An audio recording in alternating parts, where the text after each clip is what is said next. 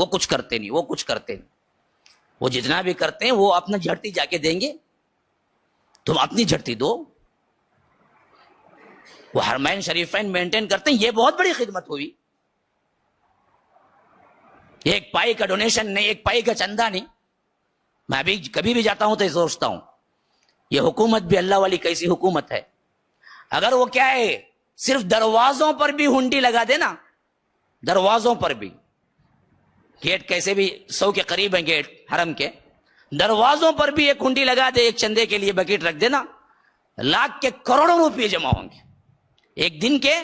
کروڑوں روپے جمع ہوں گے، لیکن 1 روپیہ آج تک گورنمنٹ لیتی نہیں حرم میں داخل ہونے کا یا نکلنے کا یا چندہ مانگنے کا۔ کوئی اعلان اب کبھی سنا ہے تم نے کہ جمعہ میں اعلان ہوتا ہو کہ حرم کے لیے چندہ دو؟ کوئی جانے والا آج تک سنا ہے؟ دونوں حرمین کا جو مینٹیننس ہے کروڑوں روپیے کا، جو مملکت سنبھالے ہوئی ہے، اور عجم سے کیا عرب سے بھی کچھ نہیں لیتی۔ خیر مجھے تعریف کرنا نہیں ہے، کسی کو گرانا نہیں ہے، کسی کو چڑھانا نہیں ہے، لیکن عام ایک فضا بن چکی ہے۔ وہ فضا کیا ہے؟ نعرہ تو یہ ہے کہ ہم بنا رہے ہیں، ہم بنا رہے ہیں، اور جہاں سچی کیا ہے توحید ہے ان پہ نکیر کرو کہ یہ کیا جی کرتے، یہ کیا جی کرتے۔ ارے وہ تو کم از کم توحید پہ تو قائم ہے نا، تم کیا کرتے؟ اس حیثیت سے ایک بہت بڑا مغالطہ پیدا ہوا کہ موحدین جو توحید پر کام کر رہے ہیں ان کو برملات نیچا کیا گیا، بتایا گیا تمہارا کام کچھ نہیں بھائی، تم کیا پرانی باتیں لے کے بیٹھ جاتے ہو، توحید ربوبیہ، توحید الوہیہ، توحید اسماء و صفات، یہ کیا توحید توحید لگا کے رکھا ہے تم نے؟ اقامت دین پہ آؤ، دین قائم کرو۔ تو توحید کی اہمیت خود بخود گھٹ گئی، اقامت دین کا لفظ اوپر آ گیا، حالانکہ صریح غلطی تھی اور ہے، اور ان لوگوں کے اندر اسی طرح توحید بھی کیا ہے گھٹ گئی۔ توحید پہ نہ بیانات ہوتے، نہ توحید پہ کیا باتیں ہوتی، ہوتا تو کیا ہوتا، اقامت دین پہ بڑے بڑے کیا ہے فنکشنز ہوتے، بڑے بڑے کیا ہوتے ان کے جلسے ہوتے۔ اور یہ آگے چل کے کیا ہوا، مولانا مودودی جب پاکستان الگ ہوا تو وہ تو پاکستان چلے گئے، تو باقاعدہ طور پر پھر رجسٹر ہوئی جماعت اسلامی ہند کے نام سے، اور یہ ہند کے نام سے جب رجسٹر ہو گئی تو یہاں تو حکومت الہیہ کا کوئی سوال ہی پیدا نہیں ہوتا، یہاں تو پہلے سے ہے۔ اس حکومت کو نکال کے کب حکومت لانا، حکومت الہیہ؟ تو کم از کم یہاں کی جو جماعت بنی بعد میں بدلنا چاہیے، تاکہ ہمیں توحید پہ کام کرنا ہے، ہمیں ان غلطیوں کا ازالہ کرنا ہے جو بانی کے ہاتھ سے ہو گئی، نہیں ہوا، اسی ڈگر پہ چلتے رہے، اور ان کی شخصیت پرستی اس حد تک گھس گئی کہ انہوں نے جو صحیح کہہ دیا وہ صحیح ہو گیا، پوری جماعت اور پورے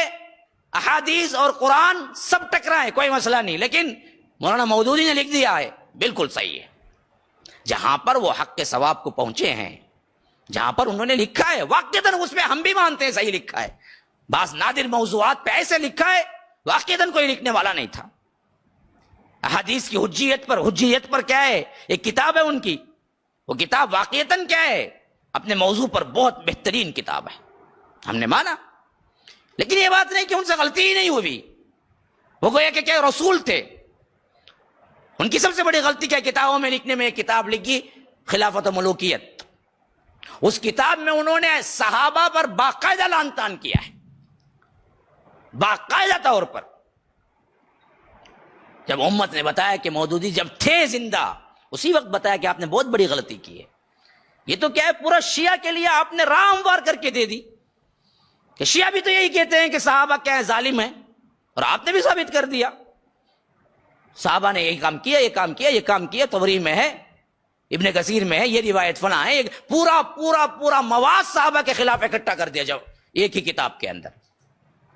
لوگوں نے سمجھایا، بات نہ مانی گئی، اور آج تک کیا یونیورسٹی میں پڑھائی جاتی ہے ان کے خلافت و ملوکیت، جو اصحاب رسول، اگر وہ پڑھ لے صحیح، میں چیلنج کرتا ہوں، اگر وہ پڑھ لے کوئی نادان جس کو صحیح طور پر علم نہ ہو صحابہ کا، عقیدہ نہ ہو، پڑھ لے تو پڑھتے نکلتے ہی وہ صحابہ کو گالی دے گا۔